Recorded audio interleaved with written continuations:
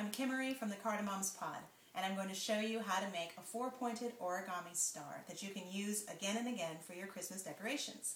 Let's get started. Right here I have a big square piece of paper cut from wrapping paper. Really neat.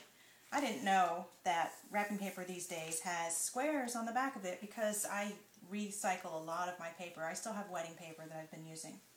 But this one I've already made into a square. For the moment, I'm going to show you, if you don't have a square piece of paper, how to make a perfect square. This is a piece of scrap paper, a typical rectangle at 8.5 by 11.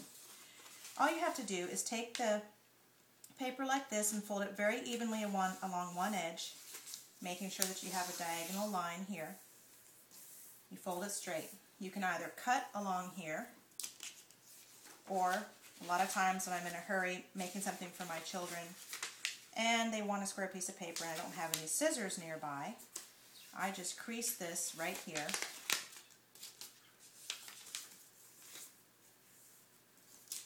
And open this up, crease this again, use the back of your nail to make a good stiff crease, and then tear it apart.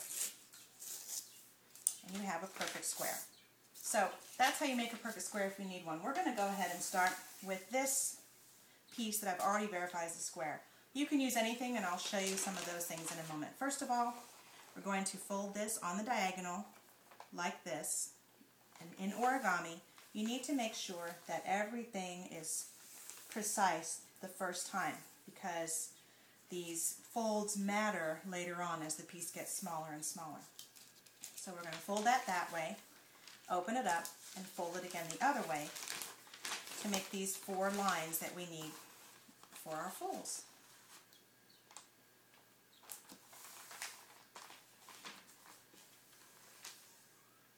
Now, it's not perfect because I moved here, but it's easy to fix, and on these stars, mistakes are pretty easily forgiven. So now, we have this with our 4 lines. We're going to take each of the corners and fold them up to the center. Make sure that the point just touches and the line is matches this line right here. And when you fold in the other corner, make sure that these corners over here don't overlap. If there's a little bit of space in between the lines, that's fine. We just don't want the corners to overlap too much. If you're familiar with origami, you'll know these basic principles.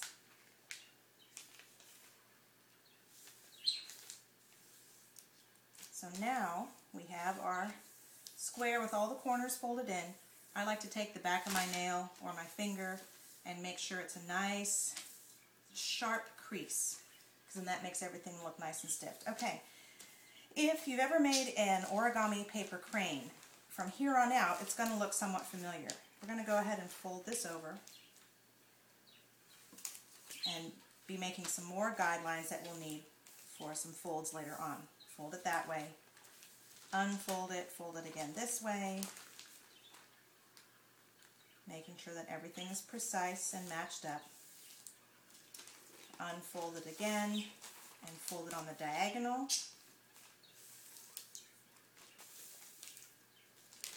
And unfold it again and fold it on the diagonal one last time. This one already had the crease made.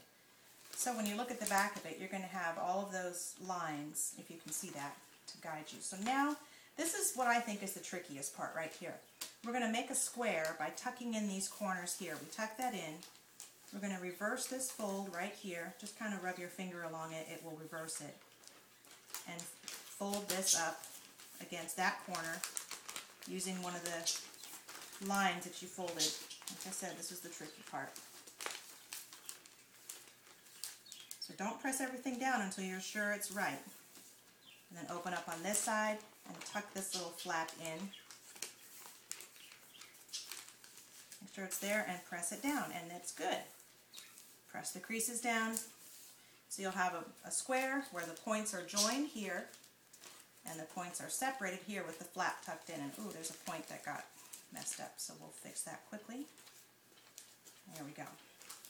Okay, now we're going to take one of these flaps here that has the open end, and we're going to, from there, we're going to fold it up along the center line. Make that crease. We're going to fold it on this side too. You just only take one of the flaps. You can see the other side of the square behind. Flip it over and do the same thing.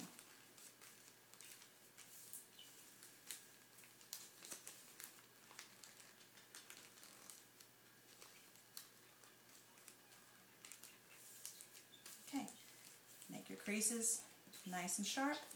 Take this flap here and, let me do it this way, fold it down and crease it, and fold it the other way and crease it. All that work we did just now, we're going to unfold, because now we're going to do what's called a reverse fold.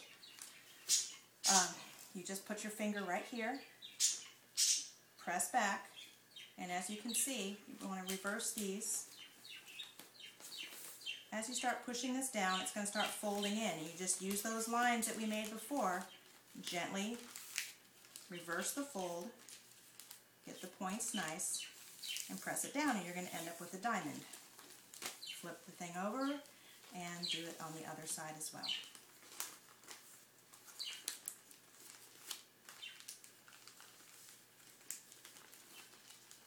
We are very close to being done. This is where, if you were making a crane, you would take these parts and fold them a little more, and they would turn into the tail and the head of the bird. But this is different. Now we take this flap here and fold it down, flip this star over and fold it down again, and make sure the creases are good. And actually where it is right now is where you will store it from season to season if you make this out of something that is sturdy enough. Reach inside here, grab the small flaps, and gently pull them open. You might have to encourage it to open up, otherwise it'll tear you. Pull it open and it will keep pulling and it will snap. This is very large, but there is the star from one side and the back. You want to use origami paper or something shiny to do this. I'll show you a different example here. We have another one made out of a different kind of wrapping paper, a gold paper. You just pull it like this, snap it open. And here's one that I actually made from an old gift bag. I cut part of it out, made it square, and this is actually my favorite one. It's very stiff, very sturdy. When you pop it open, it's very, very shiny.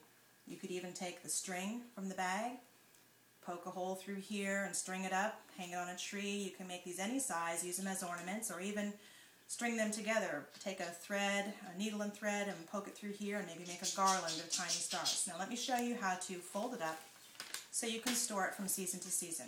You're just going to reverse what we did to open it. You're going to gently do it like this. Put your finger in the middle to make sure the point is nice and sharp. Make sure these flaps are all neatly tucked in there, and gently fold it shut and push it down again. I'll show you with this one. That one pops open a little bit.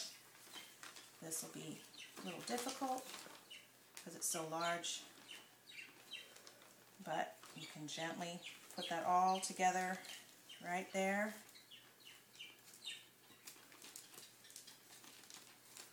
And store that. And the same with this one. So there we go. We'll open it up again, and you all have a very Merry Christmas and a Happy New Year. Bye!